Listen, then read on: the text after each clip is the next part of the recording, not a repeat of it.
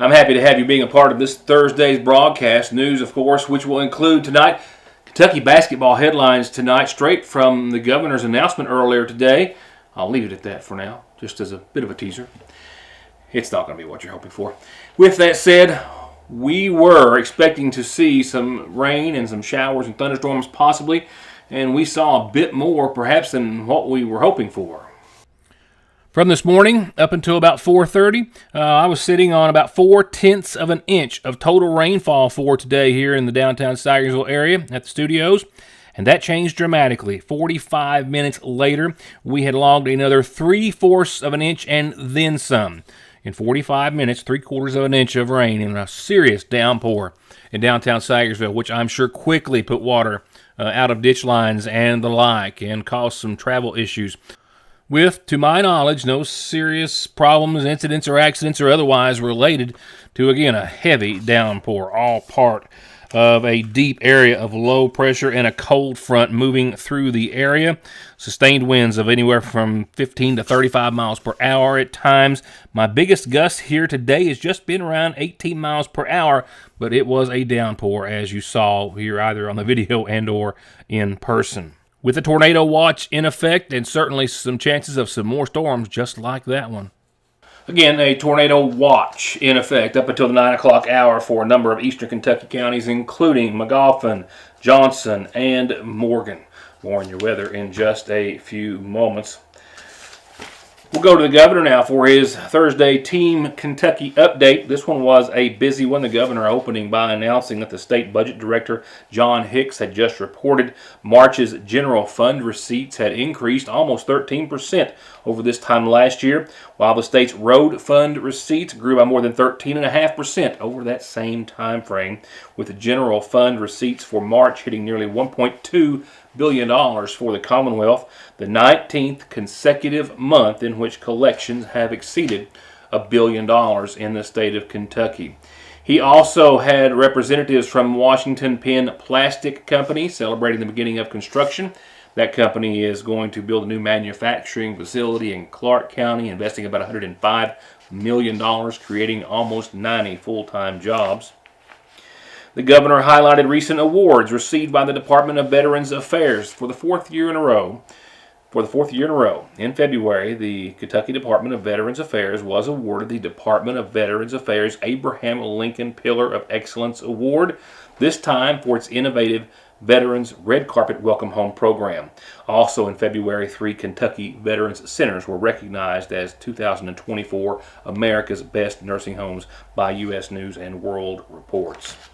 And there was some speak of basketball, not the basketball that everyone else is speaking of, in regards to the NCAA tournament, which, went as it did for us. Lieutenant Governor Coleman said that there were about 2.5 million individual bets, not 2.5 million people, but 2.5 million individual bets that placed some $60 million in all, with, of course, sports betting now illegal here in the state of Kentucky. And the governor was then joined by a UK player, former NBA player now, Michael Kidd Gilchrist, as well as the bill's sponsor, Senator Whitney Westerfield.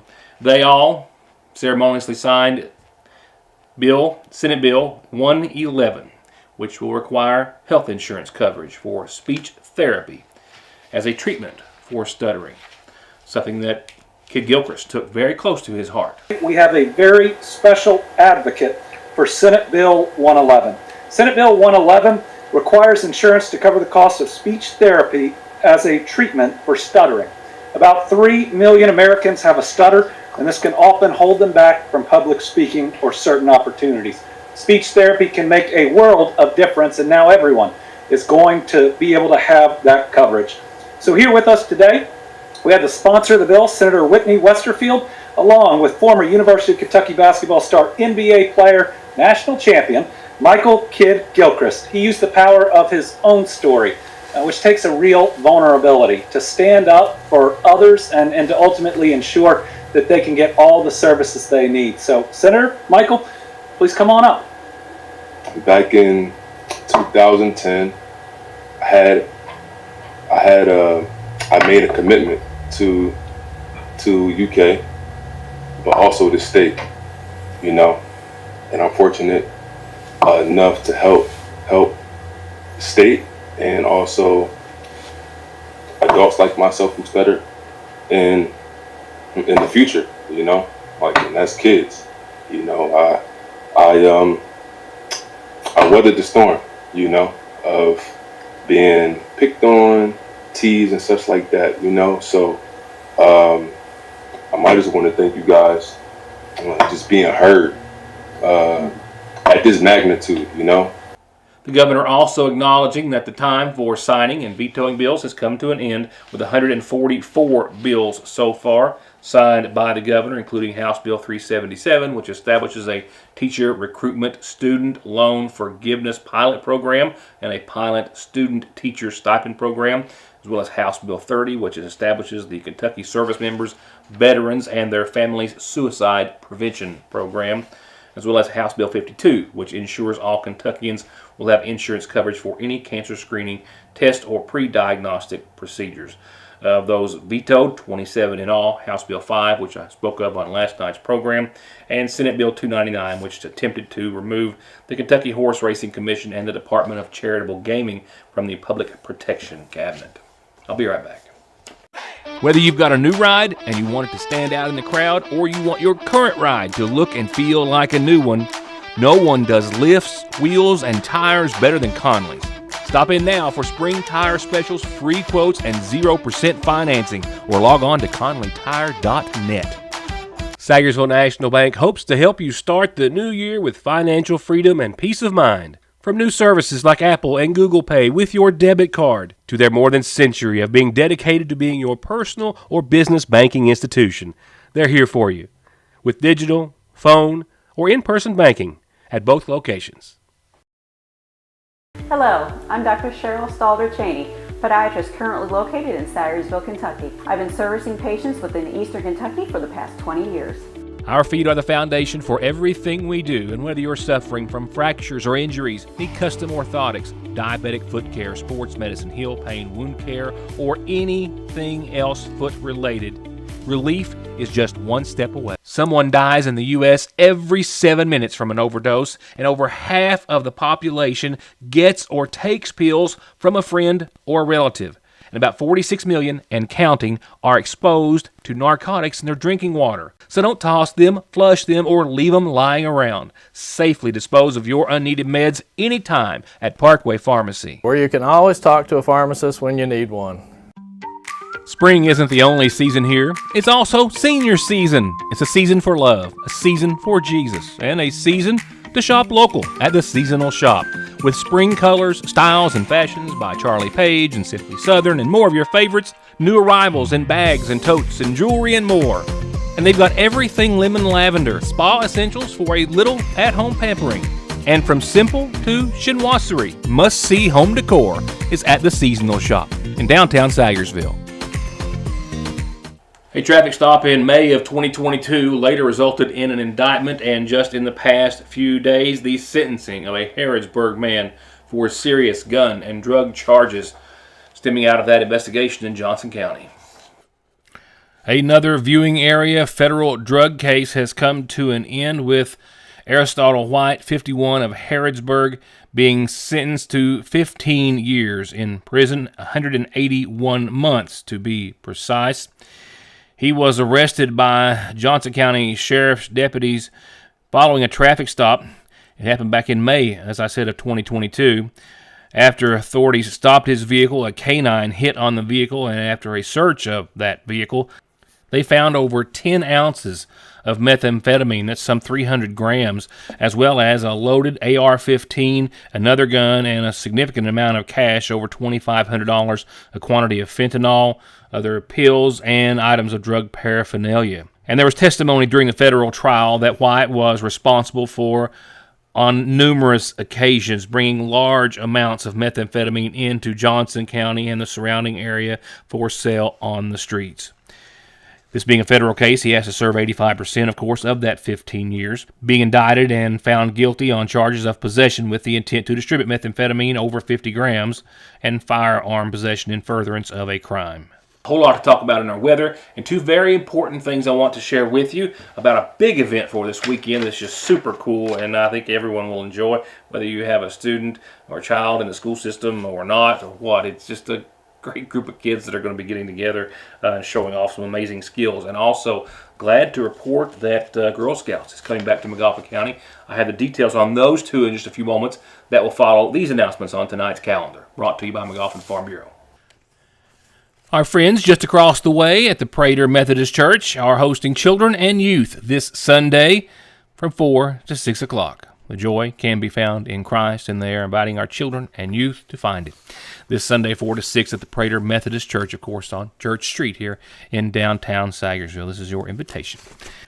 While this is an invitation to be a client of the Water into Wine Food Pantry at the Lakefront Church of God, they're having a pantry sign-up day for new clients, May the 1st. That will be on a Wednesday, and just a couple of Wednesdays.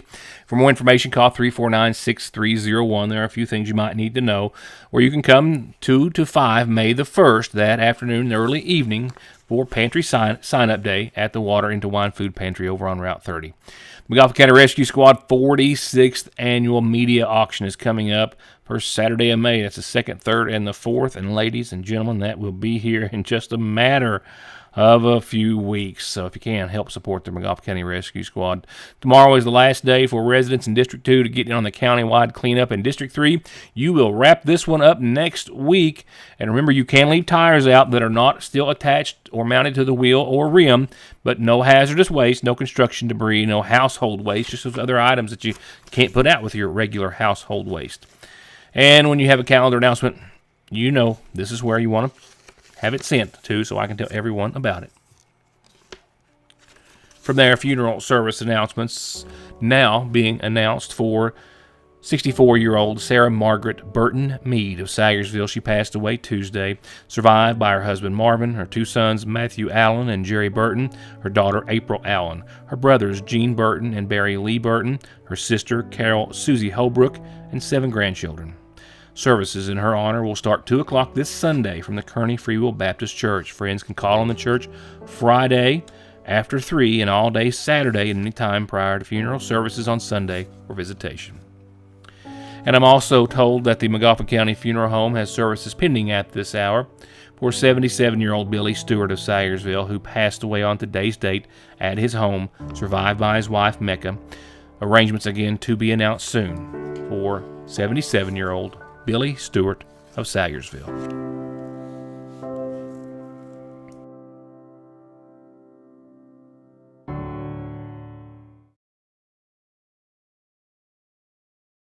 Thanks to you, Fraser's Prater Drug has been voted #1 in customer satisfaction with Good Neighbor Pharmacies for the 7th year in a row.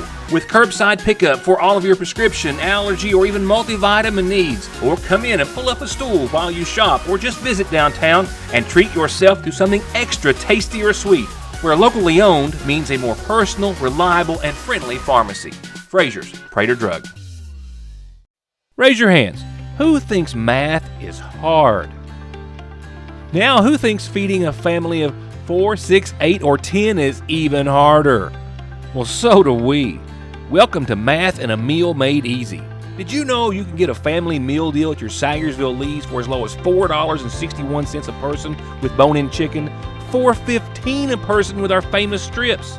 That's chicken sides and biscuits. Count to 100? Thank a math teacher. Feed a family for less? Come to your Sagersville Lee's. Jeremy Camp is bringing his theater tour live to the Mountain Arts Center in Prestonsburg, Kentucky on Saturday, April 13th at 7 p.m. With over 6 million albums sold, 43 #1 singles, 5 GMA Dove Awards, and a Grammy nomination, Jeremy Camp is a Christian music superstar. Get your tickets today and share the room with one of the world's most powerful Christian recording artists. Saturday, April 13th at 7 p.m. Stop by the People's Bank box office, call us at 1-888-MAC-ARTS, or visit us at macarts.com. I believe in Kentucky. I believe in Kentucky. I believe in small town values. And mom and dad and the things they handed down. I believe some of the best people in the world are farmers. I believe in insurance that protects families, homes, and cars. I believe in always finding a way to do what you love. I am Kentucky. I am Kentucky. I am Kentucky. Atrial fibrillation is one of the more common rhythms we see. AFib is an arrhythmia of the heart where the top part of the heart is beating erratically and out of sync with the bottom part of the heart. The electrophysiology service is made up of a team of healthcare providers, and that includes an electrophysiology lab where we're able to do procedures to help repair heart rhythm problems. When a patient becomes heart rhythm free, it can really restore their life. ARH, more for Appalachia.